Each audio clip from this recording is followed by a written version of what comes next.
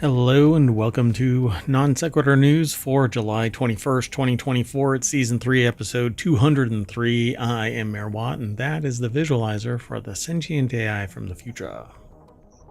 Good evening, ohmTown citizens. Welcome to Non Sequitur News. Today we're going to be talking about a rover snuffles out pure sulfur, free coffee decline, the secret menu is a lie, London pop-up spy room, luxury cook for dog named Lord Beef, Amazombies, hybrid working office towers. That one's hard to actually say, and it's my title. Parking tickets are a cash cow. Moo. Get paid to jump through application hoops.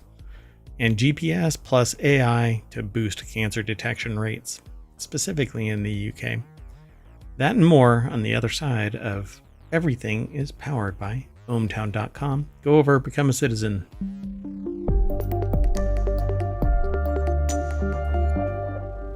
All right, folks, we actually do 7 shows today. I am going to try to make it through all 7. My voice may go out, and so I'll have to postpone the later shows. But we have a lot of really fun news, so I hope that my voice survives.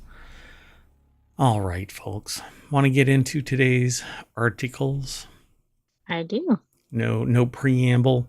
Oh, hey, look what I did. If you do this over in twitch.tv/ohmTown, you can type in NSN. It's supposed to work on YouTube, but YouTube might be a little quirky. It does show up in my feed, though. So anyway, if you type in !NSN, it'll give you all of the show notes for today's show and all of the shows, actually. If you do !show notes, it'll give you the syntax needed to pull up the show notes for each show that we have on the weekends. !NSN works for Non Sequitur News every day because we do the show every day. And the other shows are only once a week. Today, Sunday, we basically do 7 hours worth of show. All right. Now, the last thing is if you hit !pod, it will give you the links to the podcasts.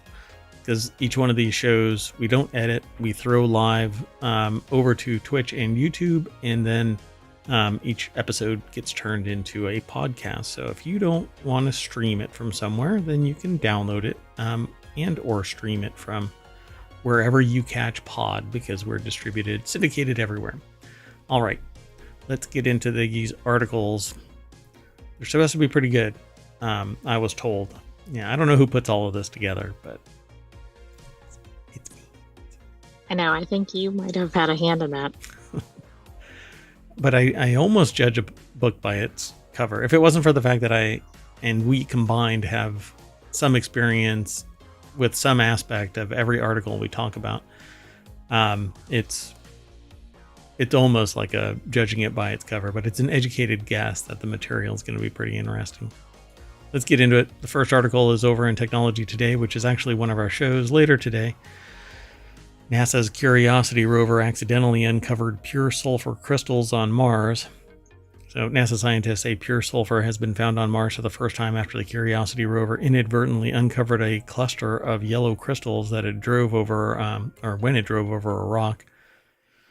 And it looks like the area is filled with it. It's an unexpected discovery while minerals containing sulfur have been observed on the red planet. Elemental sulfur on its own has never been discovered there. It forms only in a narrow range of conditions the scientists haven't associated with the history of this location, according to NASA. So, okay, that's interesting. Aliens. This is pretty interesting. So, but hold on a second. Is that... I need to read a little bit more about it. Cheyenne McDonald over at Engadget.com put the article together, but the deck statement says it shouldn't be there, so now we have to explain it, one project scientist said. And they've got this picture. I don't know. This must be the picture, but either it's not color corrected. Okay.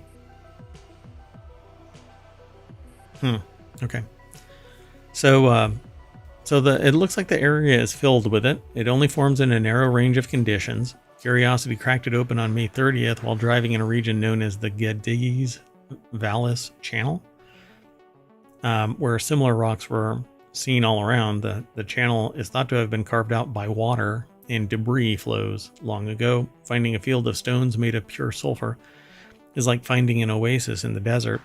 It shouldn't be there, so now we have to explain it. And look at that. Yeah, I mean, it's not like there's one little piece of it. It's going to be interesting to see what they think. I mean, could something like volcanic activity create this or no? I'm not sure what all of the conditions are, particularly on a foreign planet, but let's see real quick. Hold on a second.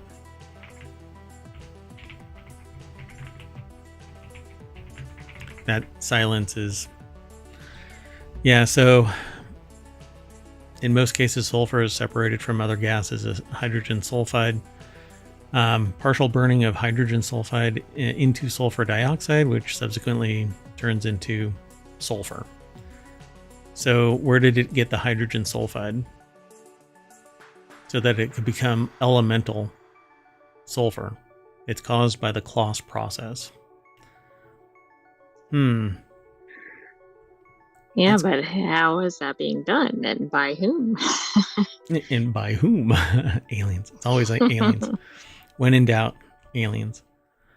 So I'm sure that the process that we do here is artificial, but it's representative of what would go on in either in a place that has an atmosphere and then it loses its atmosphere under pressure, and then this forms either on the surface or through whatever, cosmic impact drives it up from underground.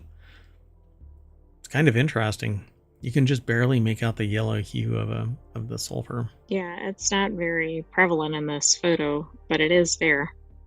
Yeah, that's pretty cool. And it says, after spotting the yellow crystals, the team later used a camera on Curiosity's robot arm to take a closer look, and the rover then took a sample from a different rock nearby, as the pieces of the rock it had smashed were too brittle for drilling. So yeah, it's interesting that the rover's weight alone was enough to shatter this thing.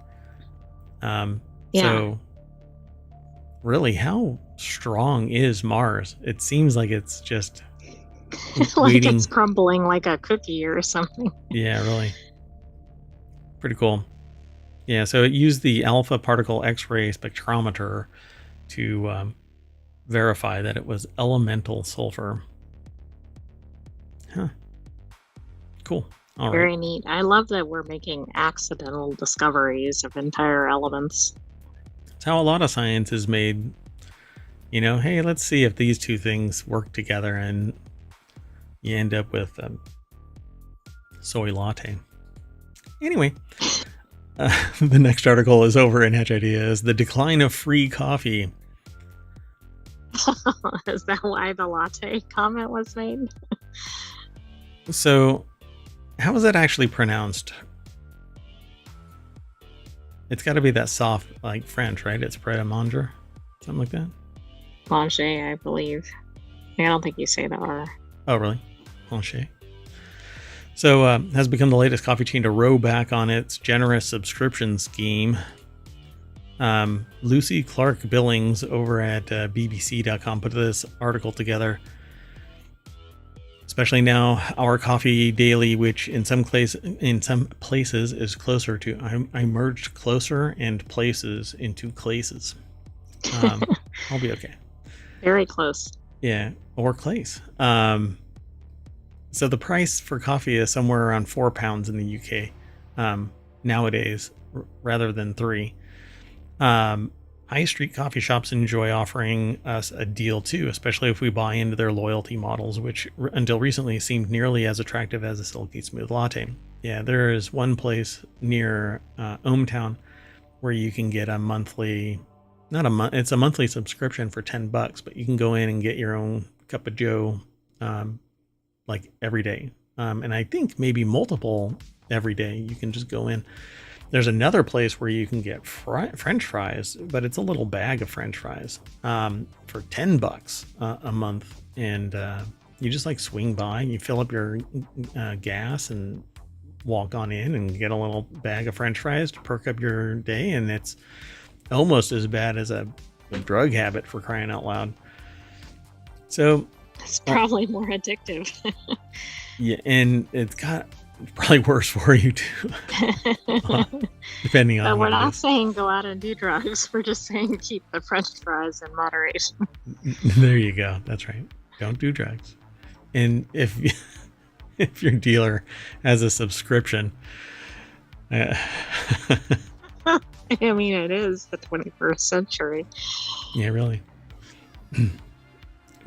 bag of weed subscription.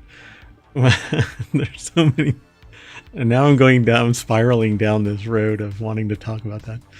I wonder, could it? No, I can't. Oh my goodness. What kind of a .com would you have for that? No, I won't do that. Okay, anyway, so from September, is it? Would you just say Pret or Pret or Pet or how's it? I don't know. Pret a Manger, maybe. Well, I quit. Well, anyway, the coffee shop will offer up half-price coffees a day for £10 a month, which it says will continue to be the best offer on High Street. The change also ends the 20% discount on food for subscribers. So you've been paying into this wildly popular subscription, and now for your loyalty, you're going to get punched. You're going to get cut off. Yeah. Well, everything old is new again, and canceling stuff. It's like a beta test, right? No, we're done. You've been running it for 10 years. There's kind of an expectation of performance. But the Supreme Court has said that there is no expectation of performance from a company. They're not required to actually perform even a live service that somebody has bought into in good faith. So stop killing games. Stop killing games. Stop killing coffee discounts. But everything is...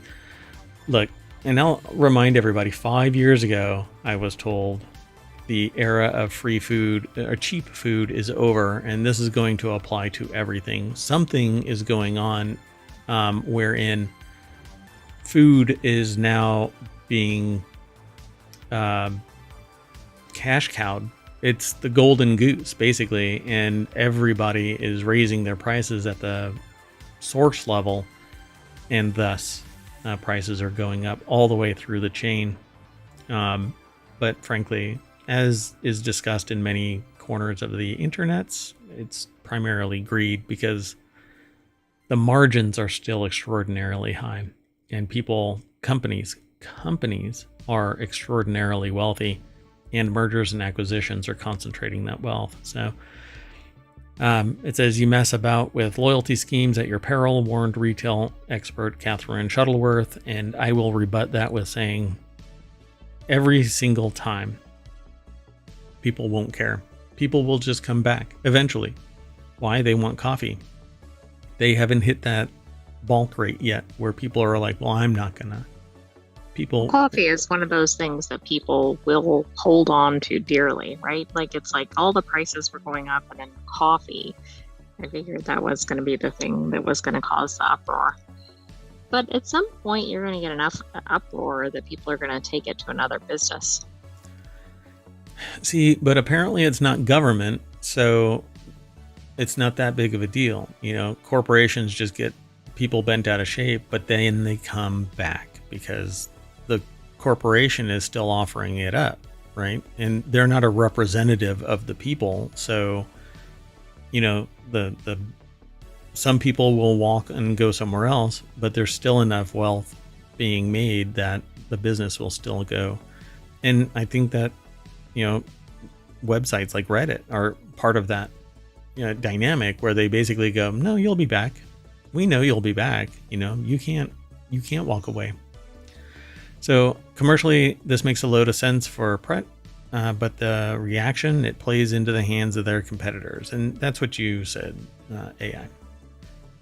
Customers went from needing 8 stamps or beans on their loyalty cards to qualify for a free drink to needing 10. At the end of 2022, Starbucks announced more loyalty points would be required to redeem many of its menu items.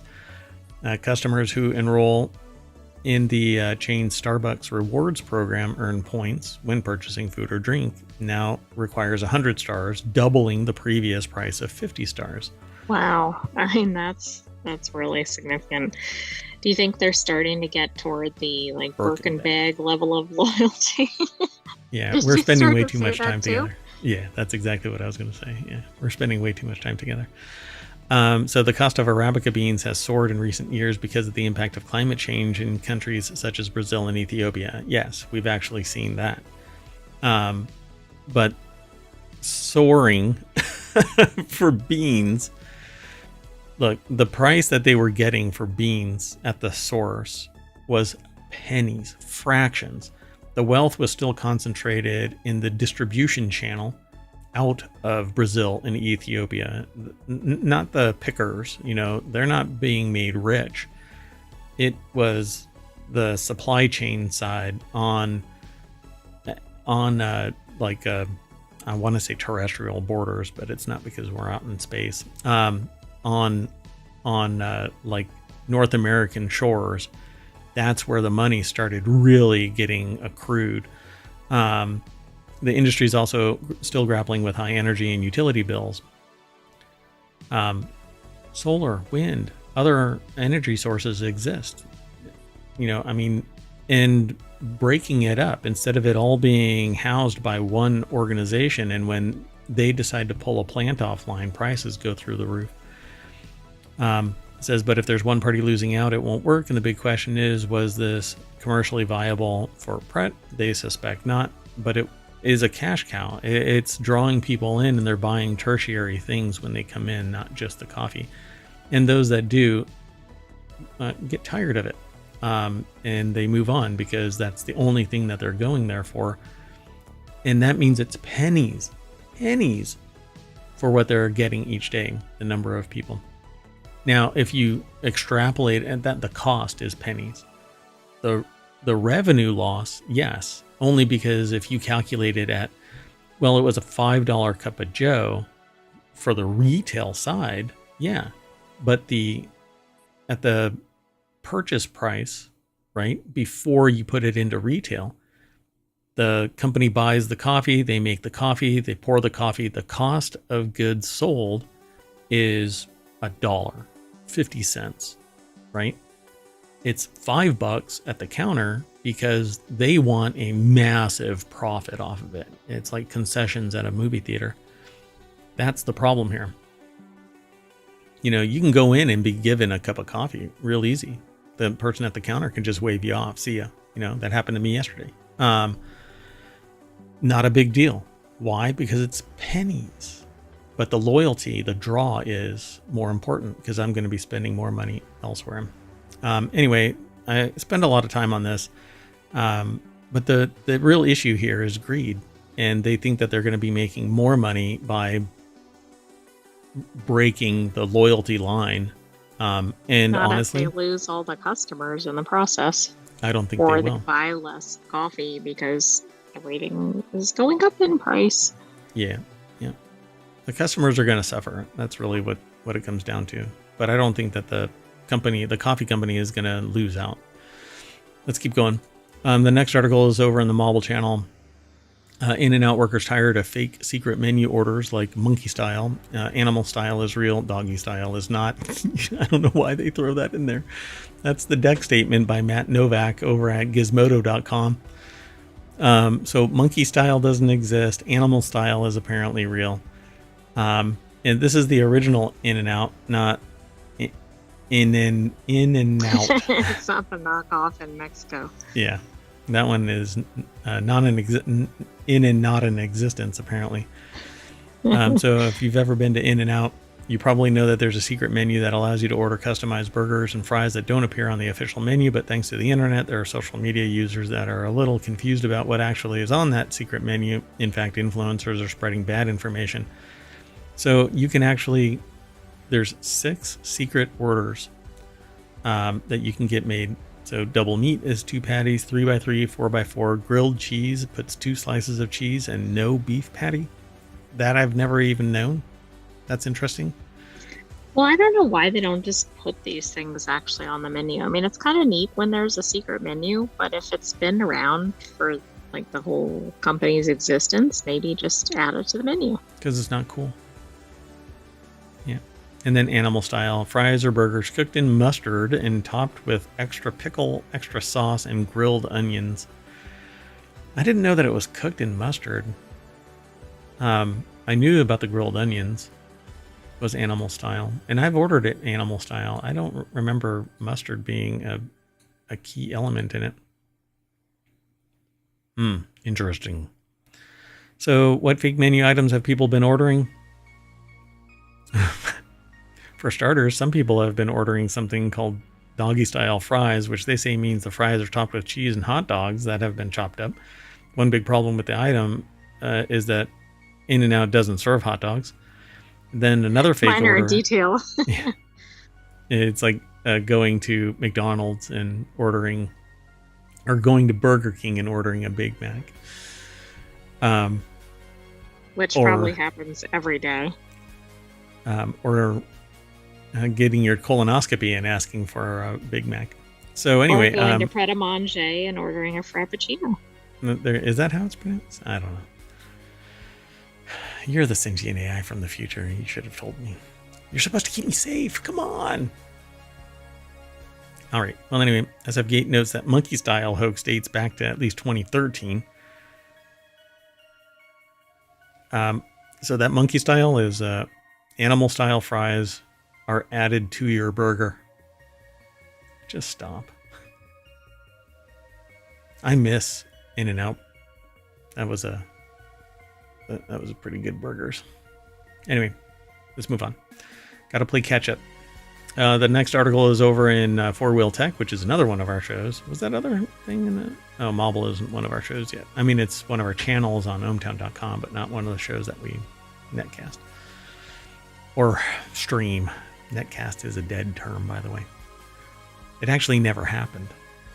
It's like fetch. Stop trying to make fetch happen. Yeah. So a London pop-up spy room pays homage to Goldfinger and Bond's Aston Martin DB5. That article is over at autoblog.com. Stephen Williams is the author. House of Q features a hidden entrance, production artifacts, and champagne. I'm not sure that's how that's pronounced. Get out. So for the majority of James Bond movie fans, Goldfinger still resides as one of the top of the list. Moreover, the movie introduced what has been called the world's most famous car, the Aston Martin DB5, that would go on to appear in multiple films. Because of this, it landed Goldfinger at one of the top of their list of James Bond movies ranked only by their cars. Goldfinger is celebrating its 60th anniversary, and to celebrate it along with Aston's equally long association with the 007 franchise, the brand has created a so-called House of Q pop-up gathering place inside London's historic Burlington Arcade. I may be pronouncing that incorrectly, Burlington, but a stone's throw away from Piccadilly. This glimpse into the world of Q, the head of top secret technology inventions and creator of the Aston, is open to the public now through August 4th. So you've got a couple of weeks.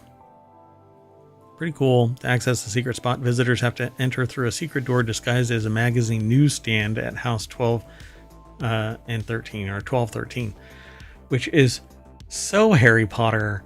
It absolutely is, but I wonder if that's from the movies. Oh, I don't know about through a secret door for sure, but whenever I see something like just charge into that like door, 9 3/4. Yeah, it's just so House 12-13. I don't know how that's actually pronounced like locally, but anyway, this is pretty cool. And so they have these pictures show. Is this inside the inside? Like House of Q is on. It's inside the arcade, and then it's a whole bar in there, which I assume was already in existence and they converted for this. But if they developed all this for just a few weeks, this is pretty insane. Wow, it's pretty cool. Yeah, I dig this. So The DB, or David Brown 5, also owned Aston in the 1940s and 50s, was launched at the Frankfurt Motor Show only a few months before the movie debuted. It was basically what we'd call now a mid-cycle refresh of the preceding DB4. It ran a potent 4.0 liter engine and a top speed of more than 150 miles per hour, pretty speedy for the production of the time. Italian I would have definitely called it a mid-cycle refresh of the DB4. Yeah, that's what when I think DB5, I think David Brown, 1940s and 50s, and mid-cycle refresh. That was the first thought I had when I woke up today to do the show. Moving on. Slowly, apparently. Come on, Ark. Come on, Ark. All right. Like a sinking ship. Ark, get it? Anyway, non sequitur news. That's this show calling animal lovers make $900 as a luxury cook for a dog named Lord Beef. From Disney fish to champion horses, these unusual tasks are perfect for animal lovers looking for extra cash. Yeah, I don't think the video has anything to do with this, but the article's over at newsweek.com. They have to have a video of some kind. Alice Gibbs put the article together. Company founded in 2012 by Australian entrepreneurs Tim Fung and Jonathan Liu. Anyway, and helps connect people with tasks in Australia, the UK, Ireland, Singapore, the United States, and New Zealand. If you ever do something like this, make sure that you have the ability to get back. Don't rely on somebody else to secure your exit from a location. Airtasker is a platform that connects people who need a task done with people willing to provide the service. Common job postings include everything from admin tasks like filing and data entry to bricklaying, bartending, and tutoring. So for $900, a task is dog sitter and luxury cook. Natalie from West Kensington, London is looking for a dedicated dog sitter to care for her dog, Lord Beef, while she takes a family vacation, paying $900 for the week. Along with free accommodation in her luxury apartment, the sitter's responsibilities will include feeding Lord Beef freshly cooked evening meals and ensuring he gets plenty of love and exercise. Now, if you're a dog lover that is a good cook, you should be seriously eyeing this, because this would pay for you to get to London. And I guess you could take little snippets of food while you're cooking it, right? Because you're not going to be able to eat for that $900. Well, that's true. I mean, come on. It's expensive food in London. Anyway, yeah, paying $900 for a week along with free accommodation in her luxury apartment. Yeah. All right. How about Disney Princess Fish Feeder? Sam from Chingford, London, is heading to Greece for 2 weeks with her fiancé and daughter and needs someone to care for her daughter's fish, paying $540 for 2 weeks. Named after Disney princesses Ariel, Moana, Elsa, and Rapunzel, the job includes feeding the fish daily and spending at least 30 minutes each day playing Disney music for them. Sold. This one sounds much lower effort than the, although the pay is a little lower. But these are goldfish. You never know when they might delete themselves, right? Yes, that is a big risk. You don't want the family coming back and like, I don't know what happened. I fed them on schedule and they died. The daughter brags about how the fish has been alive for 5 years, ever since I was born, and the parents pull you aside and they're like, if any of them get deleted, just find one that's close and drop it back in. We hope that we're going to have these fish live for 18 years.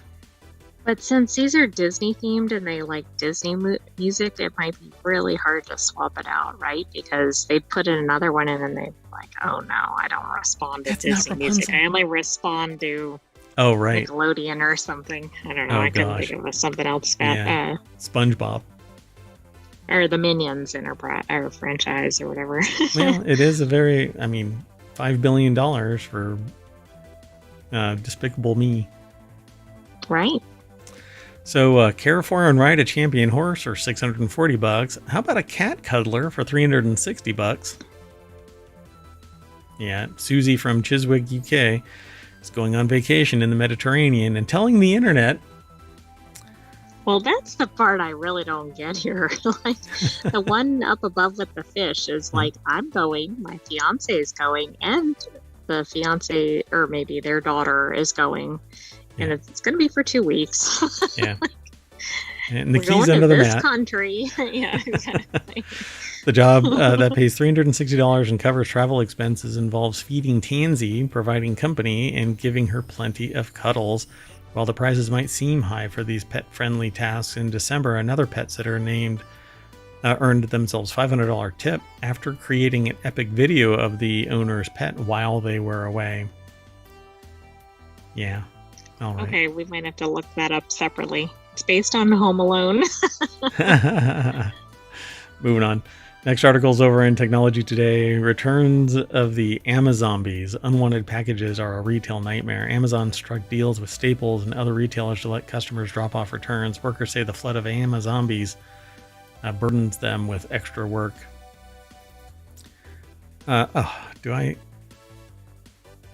Oh, it'll work. Okay. So it's an article over in the Washington Post. Amazon returns are cheap and easy for everyone except the workers at Kohl's, Staples, and other retail outlets that have to deal with them.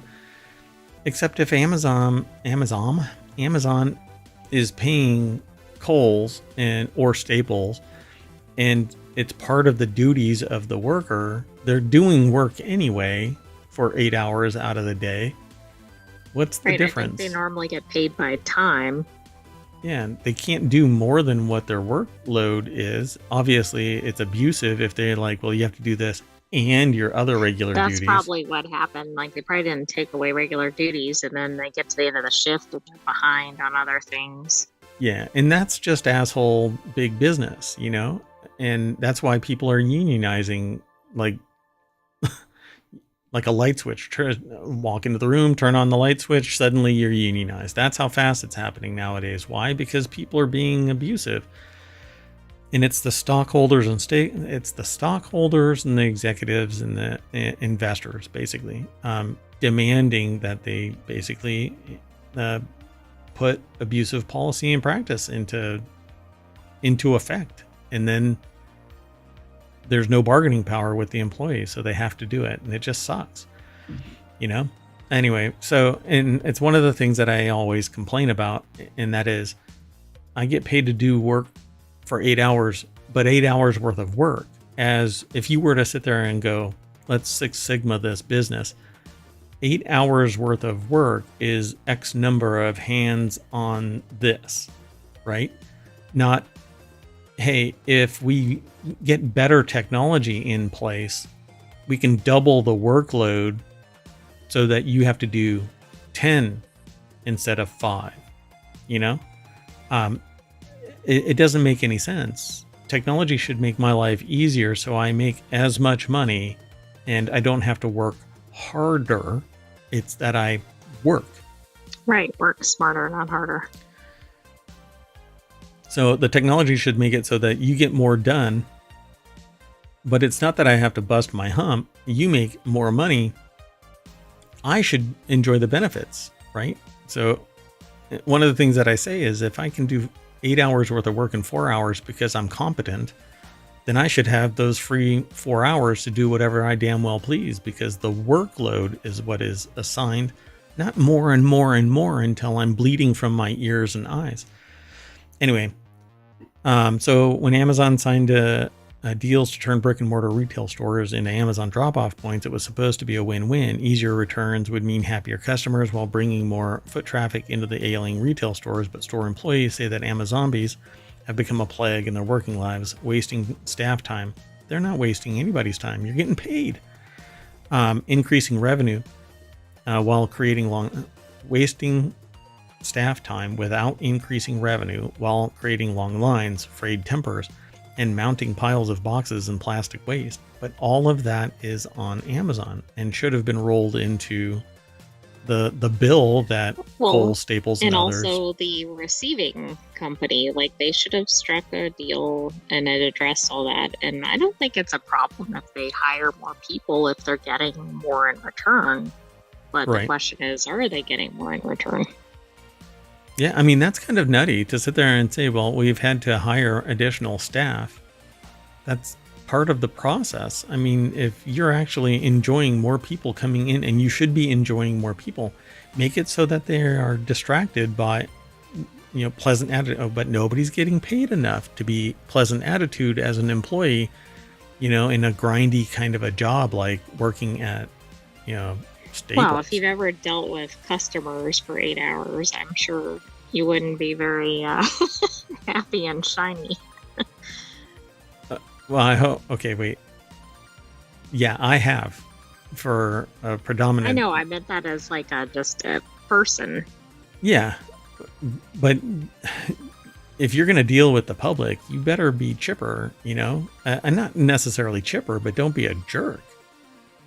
And unfortunately, the job doesn't but pay the enough. customers don't get the same message. No, they treat the staff like no, not usually. Disposable. And yeah. But the returns of something like an Amazon return is you walk in, they scan it, they give you a receipt, and you walk out. When the customer knows what they're doing and when they're not being a jerk about it. Well, yeah, that's true. That always happens. Eventually, I mean, but you always have some jerk.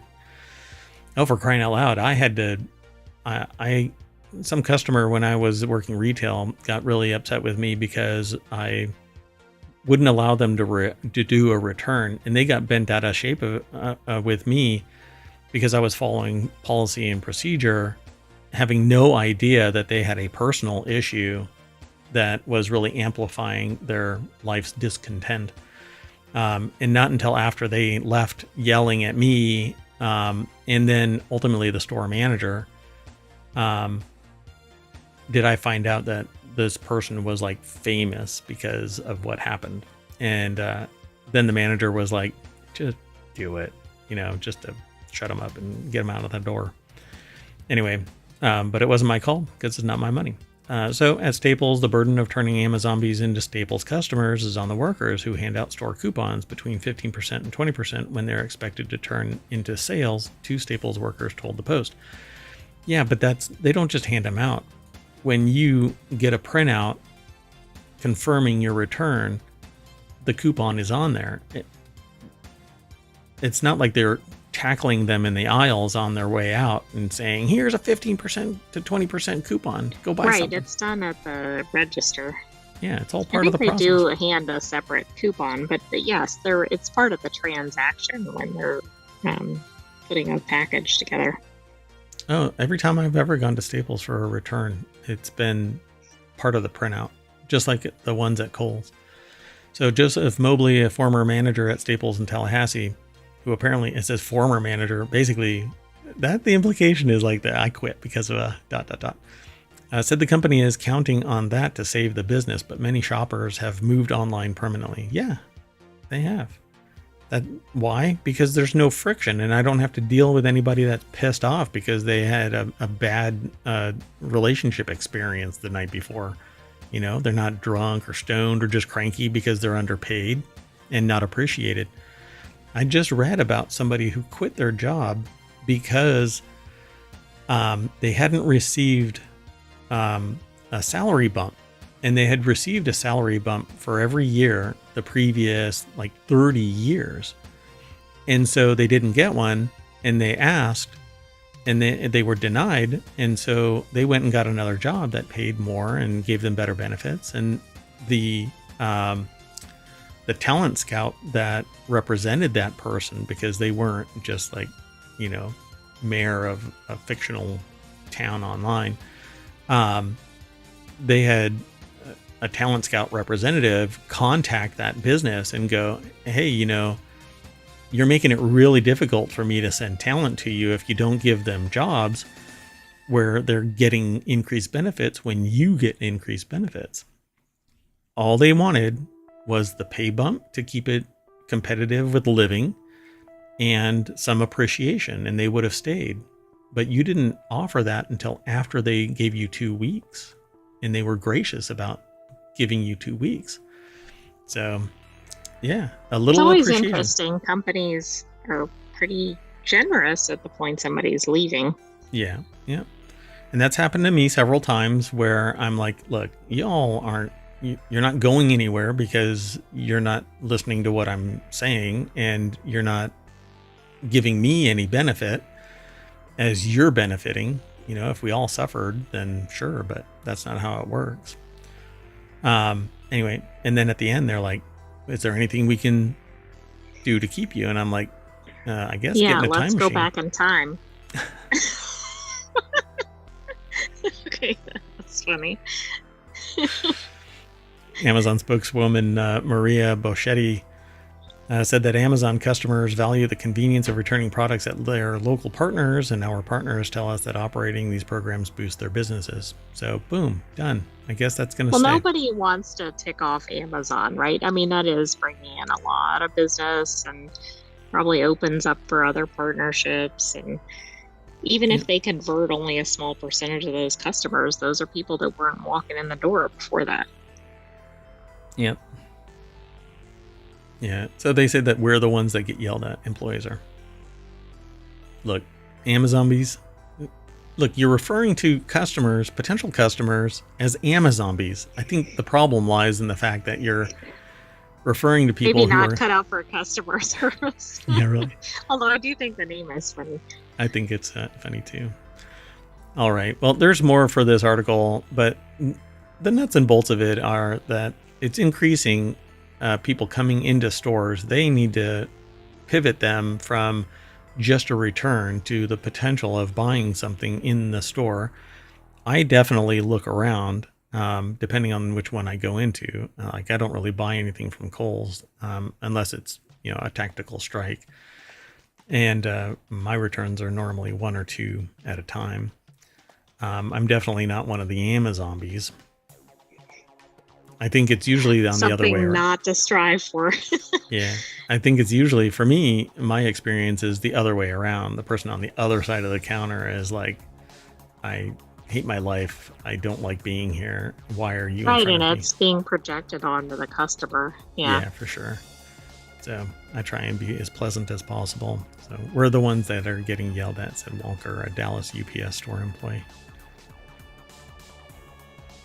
Yeah. Well, I mean, that is not acceptable.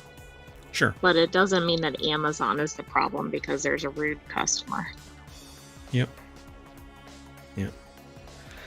Let's keep moving. You can follow the link and read more of the minutiae in there, but I hope that we teased you into going over to the article and checking it out. This next article is over in Non-Sequitur News. This is what office towers could look like due to hybrid working.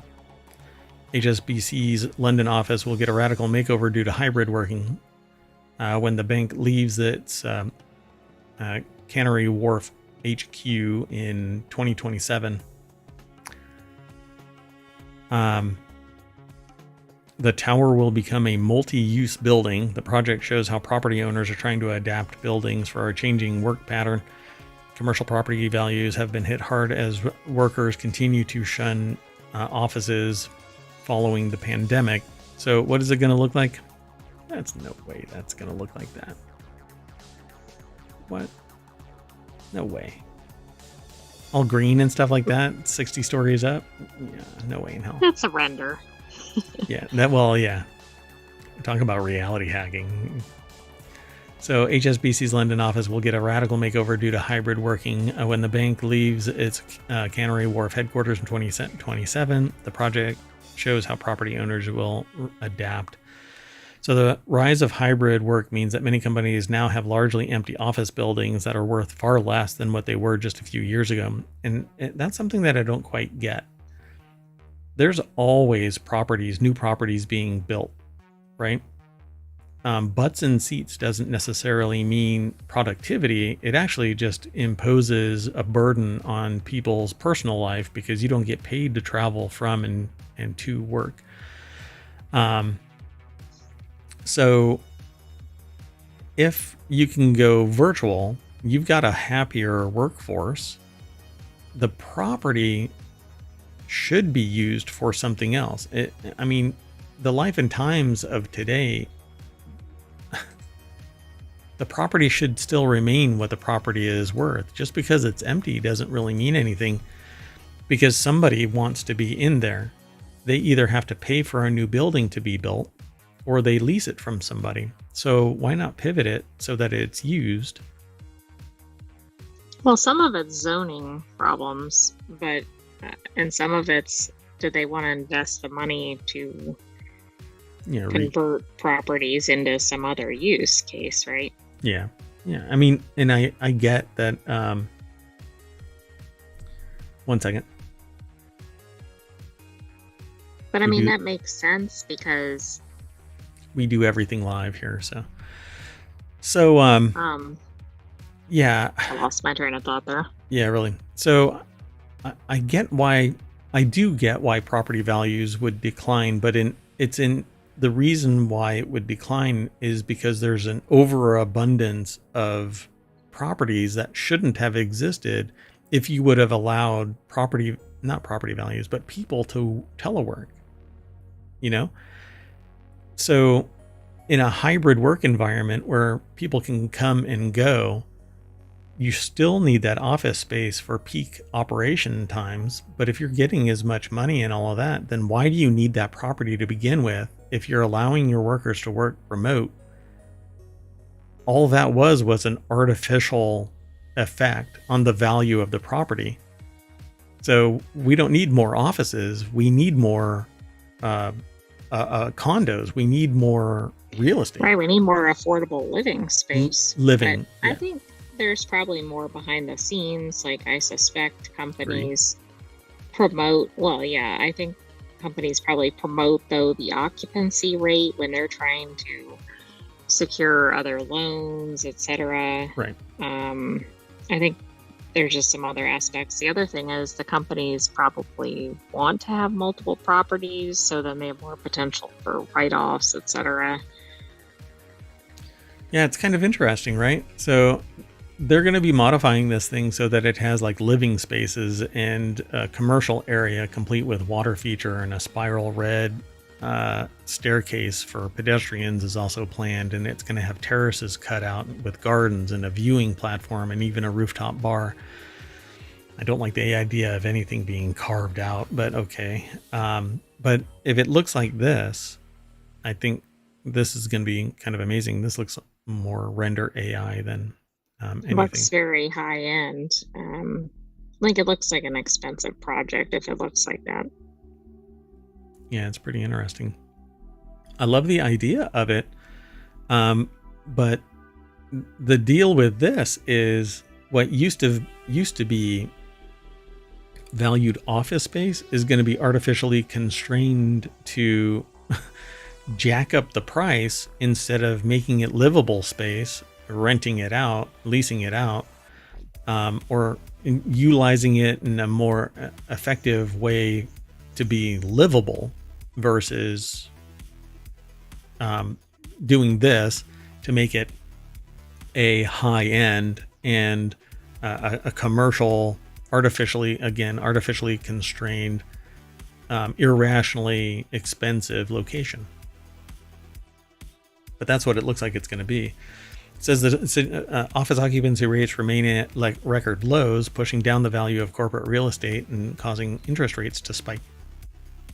The situation is a train wreck in slow motion for the real estate sector, according to, I don't know who, Stin van Nieuwerburg, a Columbia Business School real estate professor. But again, this is all because it's constrained to maximize profits, which is sociopathic behavior. You could produce all kinds of stuff at a lower rate and still make money, but that's not what happens. True, but nobody wants to take the hit on whatever they were getting in revenue before, right? Right. Like, if they were charging top dollar when the demand was high, they don't want to drop things. And they already have all these properties under their portfolio. Yeah, they always want to make 6 times because that's what they got a taste of at some point, because there was enough money in the system that people were willing to take the hit to get that level, right? Oh, I want to buy this house now, and I made enough money where I could do it.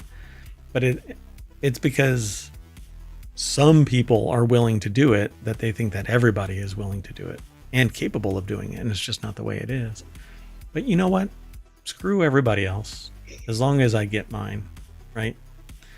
I mean, that's the way to succeed in business, I suppose. Yeah. Then they talk about 15-minute cities, which we've talked about in previous articles. Yeah, involves developing neighborhoods where residents can work, shop, and play within 15-minute foot journey, bike or public transport ride from where they live. So wherever you go, if you walk 15 minutes, you've got work, food, and play.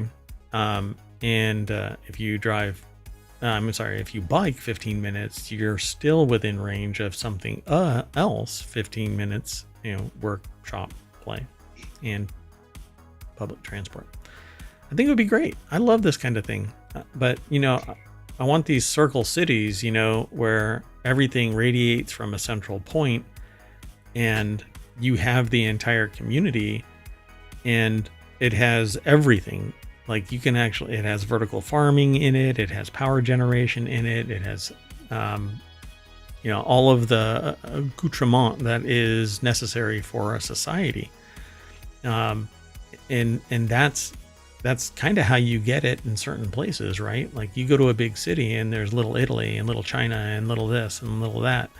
And that's because they become like cultural, right, kind of a self-sufficient community. Yeah, probably large cities like New York in some ways actually do this, but a lot of places do not. I think one problem is there's so much existing infrastructure and there was not a lot of urban planning in many locations. And I applaud these efforts, but I think some of these are massive undertakings because they're almost like reconfiguring the whole traffic flow or infrastructure or just other things that are already in place. True. And I'm sure that greed has nothing to do with it. Moving on. Next article is over in the Mobile Channel. 15 cities that make more money from parking tickets than anywhere in America. Let's jump straight on over to the source. It's over at qz.com, and Eric King from Jalopnik actually put the article together. Cities from coast to coast use the millions of dollars from tickets to close gaps in municipal budgets. It's published over at Quartz, but they've got a picture of a sign that says, "Don't even think of parking here." Yikes. It is a slideshow, so I'll list the slides. So number 16 on the slides is number 1 on the list, where they make just shy of $101 per capita. Wait, that is exorbitant, right? Because San Jose, even though every person's not getting, go ahead. San Jose is only making $11 per capita. So you tell me. Well, that's also interesting because if that's, let's say, the top 15, that is a huge range. Yeah. Yeah. But it's all like mega cities, right? So Baltimore, San Francisco, Washington, D.C., Chicago, Boston, New York, all make $60 or more. And it jumps like $10, $20 between New York. The top 5 are 83, 97, 98, 99. I'm rounding up by 20 cents. And then I'm rounding up again 20 cents to 101 Baltimore. So, yeah, pretty expensive.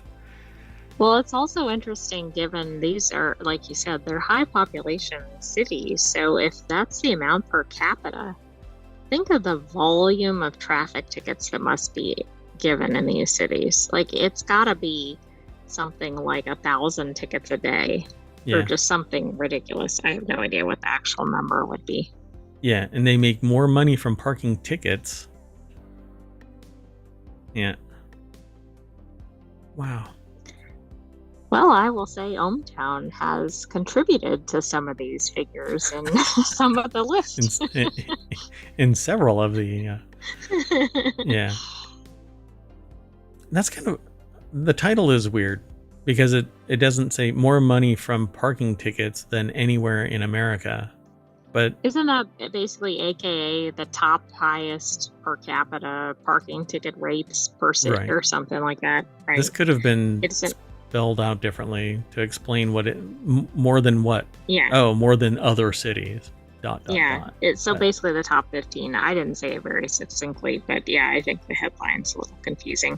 Yeah. Okay, let's just keep going. You'll have to, because there is, nobody really cares about the minutia of this, just the fact that some cities charge it. What is the rule here or the takeaway? Be careful when parking in these cities. I mean, if you're benefiting from the revenues coming in, all right, like you're a resident and you have a high tourism population, then maybe you like this. I think that's where the juice is. Yeah. Yeah. When it has a huge population density and massive tourism, that's where the prices are. Right. Who's really getting high. Ticketed, right? The residents probably know where to wait. Where not to. Where there's a high ticketing location. Yeah, for sure. That's why I was surprised to see San Diego so low. It has a large tourist business, but it doesn't have high population density compared to New York or. No, but I think it has pretty aggressive parking enforcement, particularly near locations like beaches. Sure. Yeah, but it's just, I think it pales in comparison to something like Manhattan. Oh, correct. I mean, I'm sure it's not even, well, obviously the numbers aren't even in the same ballpark. Yeah, for sure. Okay, let's keep going. Next article is over in Non Sequitur News. Sick of being asked to jump through hoops and job applications? Good news, you might start getting paid for your time. Alexandra Bacon over at businessinsider.com put the article together. I don't know about you, but I will believe this when it happens. Yeah, really. So if you have to complete more time-consuming tests in order to impress employers, and some employers are starting to compensate your candidates for these tests, but with the power in employers' hands, there's little incentive for this to become the norm. Yeah, I don't see this actually happening. Basically, and I've said this before, I'll say it again. I've had somebody say, hey, you need to do this because we've given you an opportunity. And I told that person's compatriot that they can kiss my shiny metal ass if they think that I'm going to jump through a hoop. You know, they ask me to be the employee.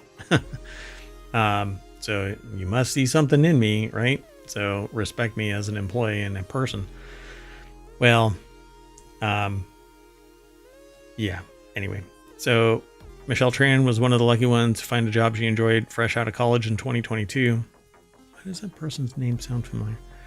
She worked in the digital marketing role for around a year before personal reasons led her to quit.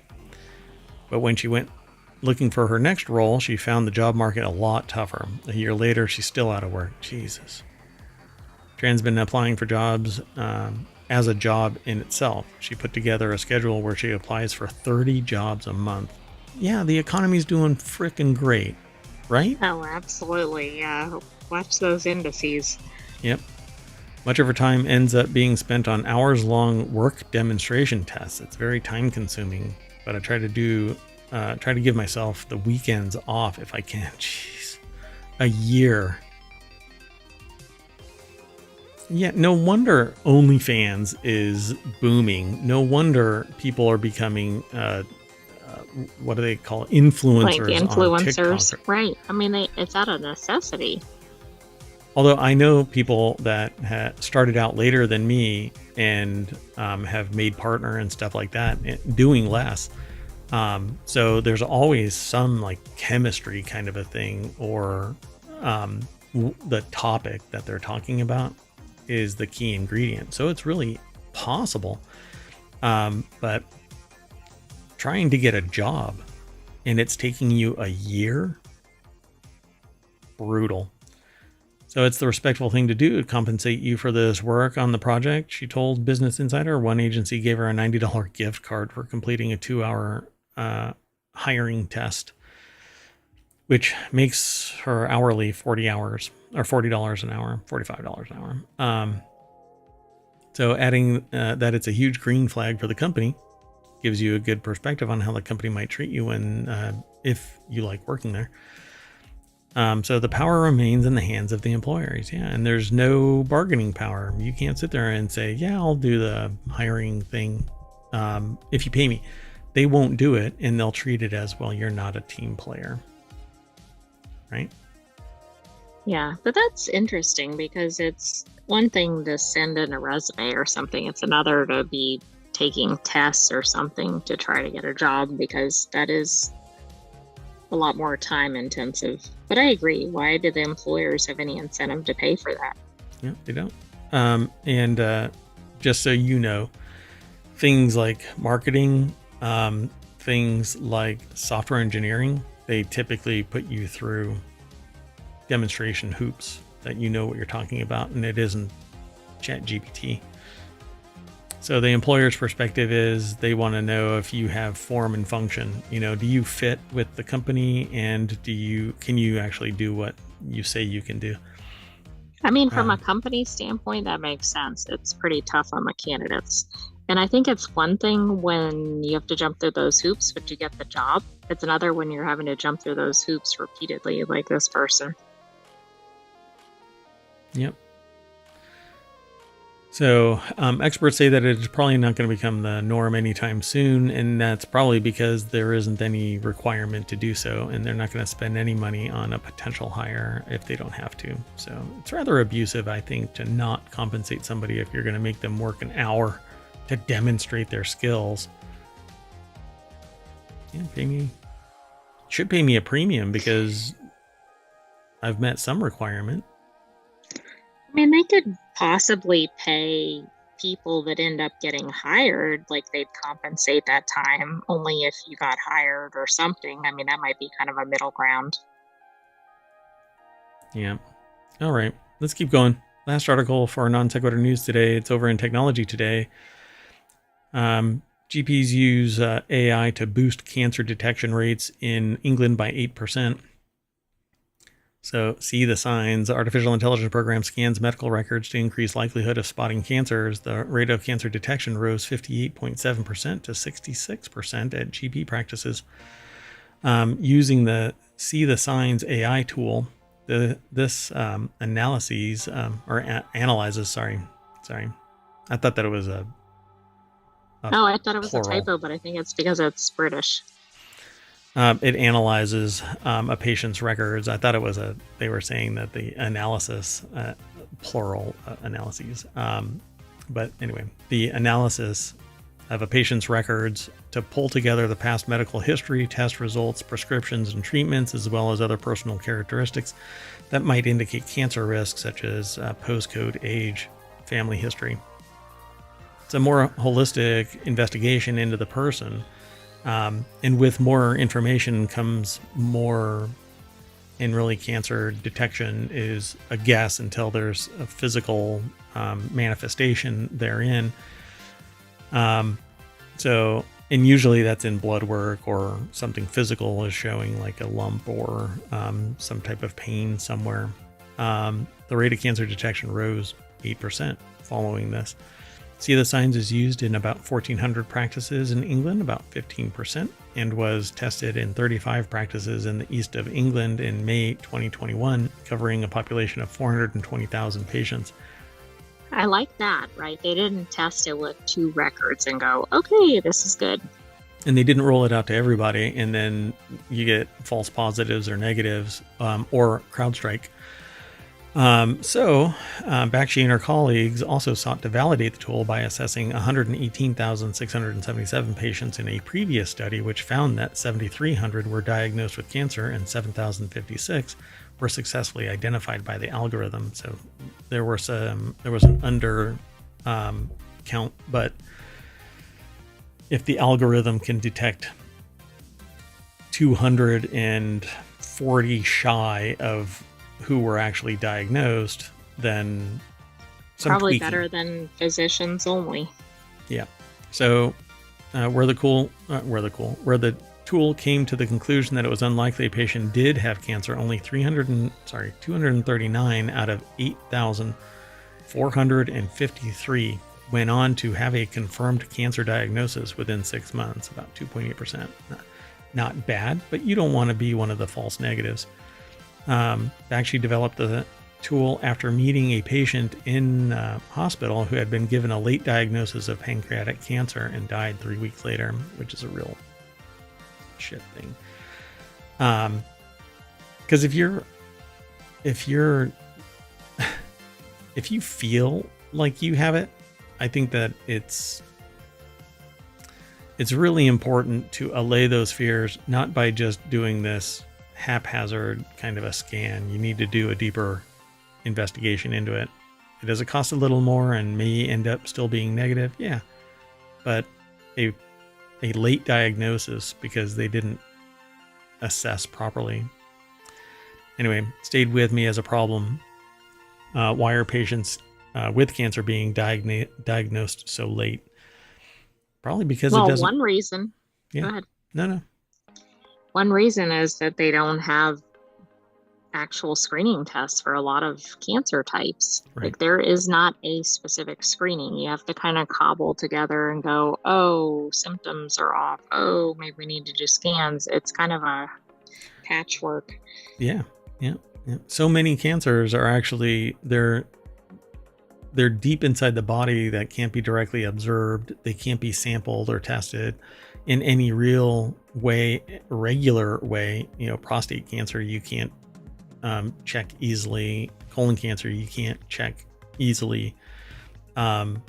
Anything having to do with liver or kidney function, you can't test easily. It's all blood work indicators, and then biopsies, and other cancers go without any indication until they affect some physical function.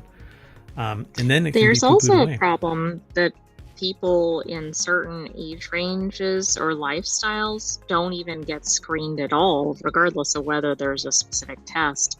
And that's another problem with the healthcare system. Yeah, and they actually talk about it here to some degree. They say, we know that a lot of cancers present with vague symptoms and some are difficult to define and don't necessarily correlate with our guidelines. And that's because we really don't know anything about cancer. Although, I think in one of our, it might be in Technology Today, later today, where they've found a key genetic trigger. So we'll end up talking about it later. So they say the test was positive. He was referred and he turned out to have a colorectal cancer, which was diagnosed early and treated successfully. He's fine. But if we'd follow the rigid guidelines, he may not have gotten referred for several months. And that where cancer is involved, unless you absolutely know without a shadow of a doubt that it's a slow activity cancer, time, weeks, make a massive difference. The person that got a late diagnosis, 2 weeks earlier, the diagnosis could have been just as advanced, but they schedule it in time to remove it and give them treatment and chemo and radiation and basically obliterate everything in them to get all of it out. But that's what happens. That's what we need to do now, at least until we are more progressive and we treat it with genetic modification. Right, or we have more effective, like we develop cancer cures or we have cancer vaccines. Yep. Aliens. Okay. Well, anyway, we're gonna turn off the. I don't know. I couldn't come up with something fast enough. We're gonna go back to the front page of ohmTown, and we'll call it a day for non sequitur news, and then we're gonna reset. And our next show is going to be Reality Hacker. That's pretty much our typical flow for Saturday, and then we'll move over to the Sunday shows. That's how we used to treat it. Now we do all of the shows on Sunday in rapid fire. So give me about 10 minutes and we'll reset. So stick around either in chat or once you get the announcement, come on back and we'll be talking about Reality Hacker News. I am Mayor Watt, and that is the Sentient AI. Thanks for joining us for Non Sequitur News. Be back shortly. We have several more shows for you. Bye-bye.